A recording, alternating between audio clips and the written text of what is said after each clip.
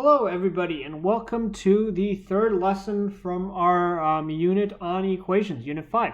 So again, this is we're going to continue solving multi-step equations over here, and so yeah, we will just get started because I think this is a fairly big lesson with a very decent substantial amount of homework, so we'll get started on that. And again, I believe there are like other videos available on the hub from some of the other teachers from some of the other sections, so of course you can always take a look at those videos as well to make sure that you are hopefully, again, the goal is you properly understand the concepts thoroughly and you know how to solve these equations. So whichever way you are going about doing that is fine, but again, the end goal has to be met in this case. So the means to the end don't matter too much. Okay. So, let's take a look at this question here. So again, first we'll remember kind of rule that there is some times where you do brackets at the end, but there's nothing in this case now stopping me from expanding my brackets before I transpose, because there's no exponent on the bracket or anything like that, right? So I can just simplify this so that I can remove the brackets. So I'm going to get rid of that kind of hurdle altogether, or problem altogether. So again, remember here there's a -1 outside, so I'm going to use distributive property, or when there's a negative outside the bracket, you have to change the sign of everything inside the bracket. So this becomes -2x minus 1 minus 7. That stays the same, but here this -7 multiplies into this x and this 2. So -7 times x is -7x minus 14. Oh, sorry. And now that I have no brackets anymore, I'm just going to I am going to simplify anything that I can. I have -7 minus 14, which is -21. And now finally I'm going to start transposing things. So this -7x is coming over to this side and becoming a positive 7x. And this -1 is coming over to this side and is becoming positive 1. Again, I'm moving terms, so it's the adding subtraction switch, and then or the plus minus switch, and then I'm just going to do 5x equals -20. I'm breaking up this term, so I have to divide both sides by 5. X equals -4. That is my answer. Now do a formal check. Your formal check always has to be done with the question. So negative of 2 times -4 plus 1 is my left-hand side. I'm actually going to simplify that before I start with the right-hand side. So negative of -8 plus 1, which is negative of -7, which is positive 7, is my left-hand side. My right-hand side is -7 minus 7, and x here is -4 I have solved for. So I'm going to put x as -4. It's always good to put the x in brackets, like I mentioned, like we mentioned before, and like way back in our exponents unit, and I'm going to continue with that good practice here. -7 minus 7 times -4 plus 2 is -2. -7 plus 14, because -7 times -2 is positive 14. -7 plus 14 is positive 7. So again, here I say my left-hand side equals right-hand side, and therefore checked, or x equals -4 is correct. Or just this is enough. That's what you're proving in the end. So, okay, hopefully that was good. We're understanding what's going on. Write an equation in terms of one variable to model each situation below and solve. Okay. So in terms of one variable being the key here, so just x. So there's a nice let statement. Again, remember always when you have word problems, we're going to start using let statements. And so a basketball player scores 28 points, 35% of total team points. How many points does their team score? So always it's useful to, if you don't know what to take as a let statement, always make sure that your let statement is what the question is asking for. So the question is, how many points does her team score in total? Let x represent the number of points her team scored in total. You see where we're getting that? So yeah, that's that. So if we take a look at this, we get that so some basketball players scored 28 points, and this is 35% of the total team points, right? So really 35% of X, so times the total team points, is equal to 28, is what this is telling us, right? So because, you know, this is the total points, and if I take 35% of that, it's how much that player scored. So 35% of X is actually 35 divided by 100 times X equals 28. And now again, we have to be, there's again different ways you can think about this. The way that we're going to do this is, you know, again, I don't know how do we want to do this? Give me a second. Okay. We're going to do it step by step. I'm also going to teach you a kind of a shortcut, which you can use if you want to, but I would recommend going step by step again. See here, we're trying to break up this term, so we're kind of doing a division multiplication split. So here, this 35 is multiplied here, so it's going to be divided over here when I move it. And this 100 over here is being is like in the denominator, it's divided, or it's X divided by 100. So when it moves to the other side, it's going to be multiplied by 100 in the numerator. So this is what I get, and you can kind of see here that I'm kind of flipping the fraction. So here was 35 over 100 times X equals 28. And so X equals 28 times 100 over 35. I have just inverted the fraction. You can also do it, divide both sides by 35 and multiply both sides by 100 to get rid of those things. Again, different ways of thinking about it, but in the end you should get to somewhere here. We are going to employ some cross canceling. Excuse me. Sorry. We are going to employ some cross canceling before we do some. So 28 and 35 both go into 7 5 times.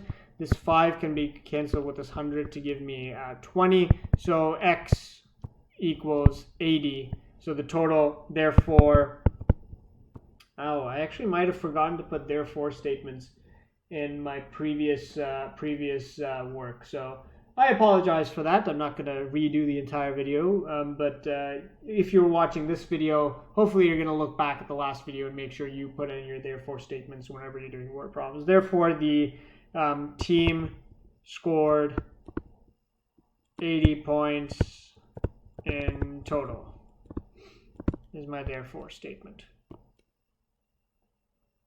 So hopefully we're good with this calculation and setting up the equation and everything associated with that question. Liam sells sandwiches at an arena. He earns $10.50 an hour plus 40 cents for each sandwich he sells. How many sandwiches does he need to sell during a 6-hour shift to earn $125? I feel like we did this question before. This question seems very familiar. Interesting.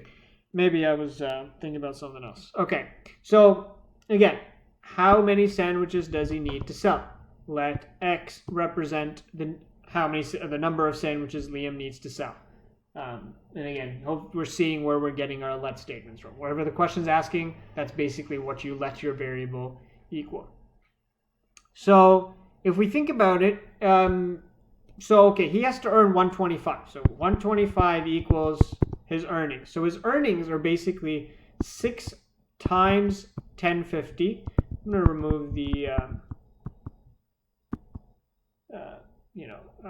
units, the dollar sign for now. So this is basically the amount he earns during a 6-hour shift. So he earns 1050 per hour. So over a 6-hour shift, he's going to earn 6 times 1050. This is a multiplication, not an X. So I'm going to make that very clear, I'm going to put brackets instead of the time sign. And then plus, he's going to earn 40 cents times X, right? Because we don't know how many sandwiches he's selling. He's getting 40 cents per sandwich. So it's 40 or 0.4 times X. And now that is our equation. We are going to simplify and rearrange. I think this is 33. plus 0.4x. Move the 33 over to this side. It was a plus 33 here. It's going to become a minus 33 over this side. Again, hopefully we're okay with 0.40x just being 0.4x. 125 minus 33 is 92 equals 0.4x. And then I'm dividing both sides by 0.4 to get rid of that. So 92 divided by 4 is 23. So x equals 230 sandwiches. Therefore, Liam has to sell 230 sandwiches to make $125 during a 6-hour shift. Blah blah. Okay, I'm not writing all that out, but therefore statement is that's what I'm trying to get at here. Very important. So there we go. Again, hopefully that we're okay with that as well. And again, just looking at different kinds of these questions will kind of hopefully get you an idea of how to, start. As you practice more, you're going to get better at making their let statements, etc., etc. I realize we haven't actually, even when I was there, we haven't actually talked or done some EQAO type questions, just because, with all the things that happened, EQAO wasn't there last term, so it's probably not going to be there this term for you guys anyway. But with COVID here, you're definitely probably not going to write the EQAO. So yeah, it's important to make note of these questions because EQAO features some interesting application type questions. Okay. The Sun Spa charges annual dues of $125 plus $10 per hour to use the facilities. That seems very expensive for a spa. Oh, annual dues. Okay, that's not too bad. That's like $125 per year plus $10 to use the facilities. You know what? That's decent. The Moon Spa charges annual dues of $230 per year. So annual dues being per year, right? So hopefully we're seeing the kind of language we're using here, and we're making note of this for future use because you're going to see that all coming up repeatedly. Plus $7 per hour to use the facilities. For what number of hours would the two spas charge the same total amount? You'll be seeing questions like this all the time when we get to our linear systems unit. So we're gonna say let H be the number of, or B, let's represent, better word, the number of hours for which the two spas charge the same amount. Oh my god. See, okay, I feel you guys when you're you call me and ask me whether you can take a shortcut while writing let statements. Writing let statements is, intrinsically boring. I'm bored just by writing it. And I feel I never liked writing let statements when I was in school either. I understand the sentiment. And okay, when you're doing your work, when you're answering multiple choice questions, do you have to put let statements? No, okay, don't, just, if you don't tell me, I'm not going to notice, it's going to be fine, right? But when you're given a word problem worth 5 marks, just that one time on a test, write the full let statement out. It's not going to kill you, all right? Don't scribble as much as I did, but, you can scribble a little bit. Just what's one time for one test, just go with it. Only when you're writing the test, formal assessment, right? So yeah, just or any kind of assessment. We're not actually doing any assignments or quizzes anymore because of this, but we're doing assessments regularly, and that's the kind of thing we're gonna, if required, we have to write proper let statements there. In the meantime, scribble, just make sure you were remembering to write it, but how you write it is really nobody's going to check if you don't tell. So, okay, let's get back to the question. Charges annual dues of $1.25 plus $10 per hour. Whenever you see this per hour business, usually you have to multiply it with something else to kind of get a value, right? $10 per hour. So 10 times the number of hours gives your total charge there. So Sun Spa here, you can actually in fact, you can kind of write this as two different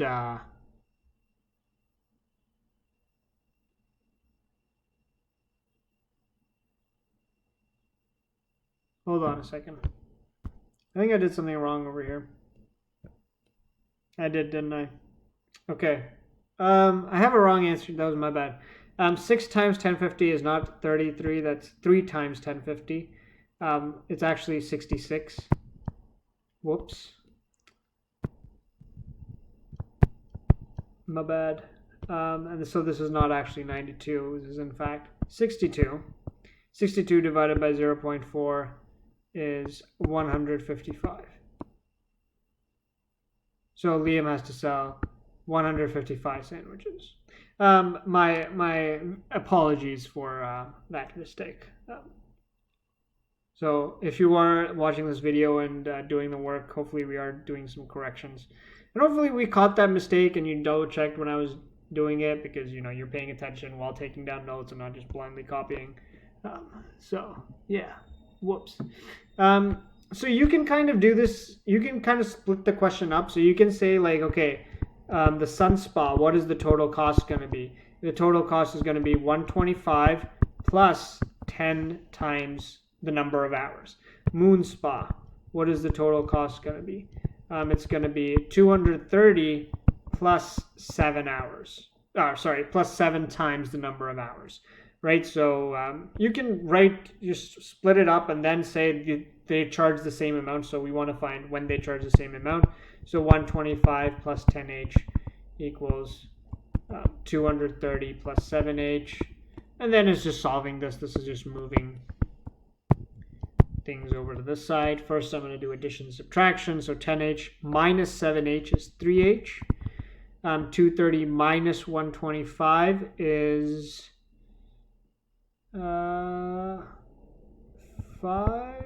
105, and then I'm gonna move the 3 over to this side where it becomes divided by 3. So I have here h equals 35 hours. So therefore statement, the total amount for both spas will be the same at 35 hours. And there you go. There's therefore statement. Also, I mean, like, it's not going to be the end of the world if you don't write a therefore statement while doing a multiple choice question. But it is awarded. You will lose marks if you don't write a therefore statement on a big 5-mark question on your assessment. So you gotta be careful there. So yeah, that's again, you can split it up. You can, if you're okay to jump directly to here, that's fine. You don't technically have to do this kind of writing, but it helps. If it helps you, that's good. Option D, actually this is very similar to a question that we did from the textbook last video. So I'm assuming that's part of the homework in this video, which we are gonna not do again. But okay, the length is 5 centimeters longer than the width. So let you can start whichever one. I'm gonna say let W represent the width of the rectangle, and therefore what is the length? So therefore the length is W plus 5, right? Because the length is 5 centimeters longer than the width. So let W, you can put the units actually, where W centimeters represent the width of the rectangle. So the length is W plus 5 centimeters. So here we get, this is the width. So this is W plus 5, W plus 5. And I'm going to do a slightly different one than I did last time in the last video. Perimeter is 58. I used a certain formula. I did perimeter is 2 times length plus 2 times W. In this, I'm actually going to use perimeter as 2 times the length plus width, right? That's the formula for perimeter that we also know. So 58 equals 2 times the length is W plus 5 plus W is the width. So, and then you just solve this. 58 equals 2 times W plus 5 plus W. W plus W is 2W plus 5. Distributive property. 58 equals 4W plus 10. Move the 10. 48 equals 4W. Divide both sides by 4, or move the 4. W equals 12 centimeters. Length equals 17 centimeters. And therefore, the length of the rectangle is 17 centimeters, and the width of the rectangle is 12 centimeters. So, again, hopefully you're seeing our therefore statement, our let statement, and all that properly written out, even though, you know, it wasn't exactly proper. You're going to write it properly out, I'm sure. You know how to write a therefore statement for those questions. So, okay, that was the lesson. And hopefully we're okay with most of that. We're going to take a quick look-sees at the homework. We're going to go back, I think, to page 211. Where's 211?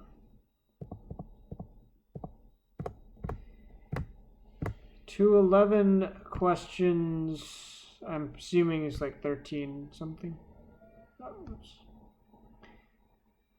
12, A, B, and 16.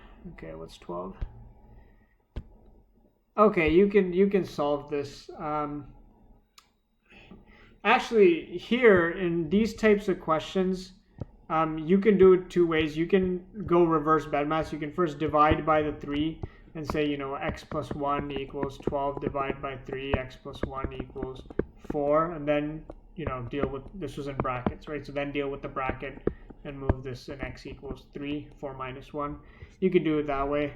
And here again, if we think about it, this is a bracket up first, right? Divided by 4. So again, this is a division, so reverse BEDMAS, meaning we do the division part. We get rid of the division first, so we times both sides by 4.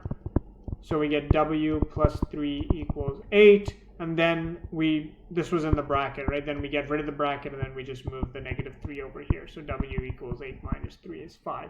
Alternatively, you could, I'll just do C if we were to do it, simplifying the bracket. This is W plus 3 divided by 4. So just like, this is kind of essentially distributive property with division. We're going to distribute the divided by 4 to each term inside the bracket. So similar to if it was 4 times W by 3, you would do like 4 times W plus 4 times 3.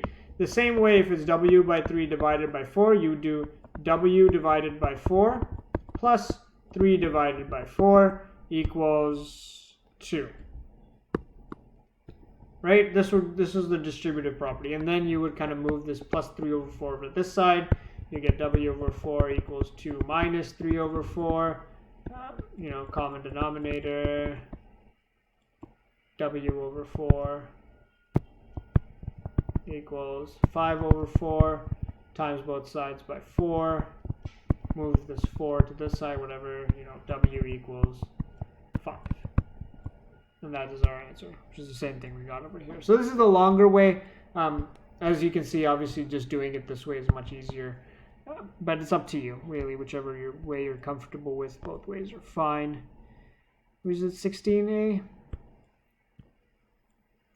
Okay, so so you'll see that some cases I've told you have to expand the bracket before. In some cases you can kind of, like we did in the previous question, you can kind of deal with the bracket end as per our reverse BEDMAS rules.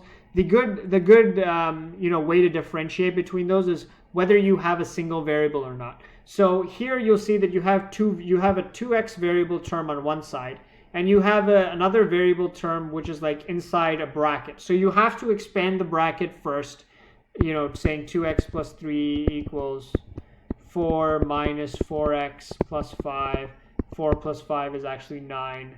So 2x plus 3 equals 9 minus 4x, and then start moving things around. You have to expand the bracket because you have to collect all the variable terms together to get one variable. Very important. However, in the previous questions, we already had that single variable term. There was only one W, and it was sitting inside a bracket. So we can deal with that at the end.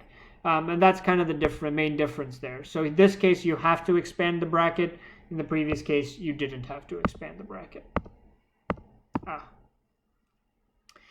220, number 7, 9. Oh, 210, number 6.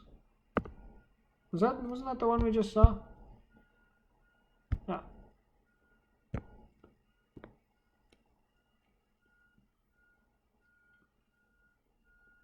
Okay, this is also fairly easy.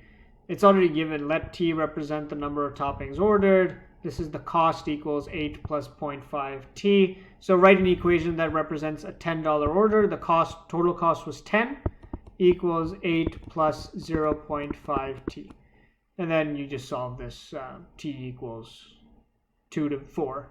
2 divided by 0.5 is 4. So T equals 4. That was, yeah, you can do that. That was easy. I think we're going to 220.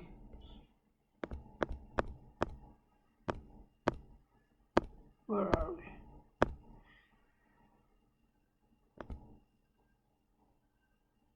Question 7. Yeah, you can do that. I don't see anything too difficult there. You can try those. 9, 15. Okay, let's take a look. We already talked about 9 last video, so you are going to check that. In the previous video, let's look at 15. A square has sides of length 2k minus 1 units. An equilateral triangle has sides of length k plus 2 units. The square and the triangle have the same perimeter. What is the value of k? So again, there's no let statement here because you're already given the you're already given what the variable be equal. I mean, it doesn't equal anything. It's just you have to find k. But okay, the perimeter of the square, so perimeter square equals perimeter triangle. Right? So perimeter of the square, what is the perimeter equal to? What is perimeter of the square? It's 4 times the length of the side. The length of the side is 2k minus 1. So 4 times 2k minus 1, in brackets, very important. Perimeter of a triangle. This is an equilateral triangle, so all sides are equal. The perimeter is 3 times the length of one of those sides. So the length of the side is k plus 2, 3 times k plus 2. Again, you'll see here that there's 2 variable terms that are in different brackets. So I do have to expand the brackets and then before I transpose. I can't just move things around before I do simplify the brackets. So I have to expand using distributive property here. 3k plus 6.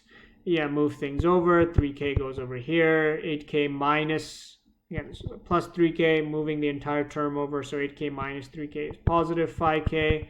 6 plus 4 is 10k equals 2. And because this is a word problem, you can write a therefore statement. Therefore, the value of k is 2. That kind of thing. Not too big a deal. But yeah, okay. So that was lesson 3. I will, again, stay safe.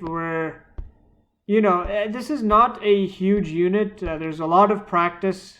Some word problems, lesson 6, bunch of worksheets, and some review, right? It's not a huge unit in terms of the content, but there is a lot of questions that will come from this unit, and it is a very important unit in terms of future applications in a variety of other units. You will have to know how to solve the equations for like pretty much every math course you take from now on. So it's very important that you have a good understanding of this unit in general. Stay safe, practice social distancing, and I will talk to you guys soon. Peace out.